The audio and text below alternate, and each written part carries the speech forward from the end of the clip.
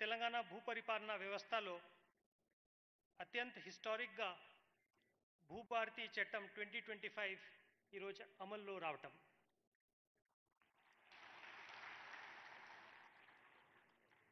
మన రాష్ట్రంలో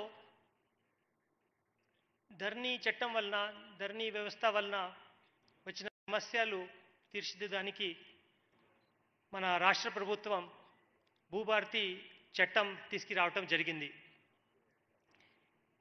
ఈ భూభారతి సంబంధించిన ఒక 4 స్తంభాలు ఉన్నాయి.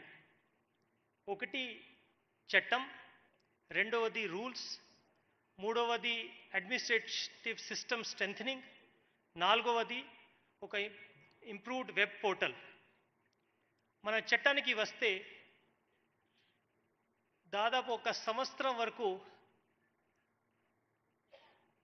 18 రాష్ట్రాల్లో ఉన్న చట్టాలు అధీనం చేసి మన రాష్ట్రంలో కూడా ఇంతకుముందు ఉన్న 6 చట్టాలు అంటే 1936, 1948, 1971 మరియు 2020 చట్టాలు అది డీప్గా స్టడీ చేసి దాంట్లో ఉన్న లోపాలు ఏంటి, మంచిది ఏంటి అన్నీ చూసి మన ముఖ్యమంత్రి గారి మరియు రెవెన్యూ మినిస్టర్ గారి మార్గదర్శకాలు వారు నేను అనుకున్న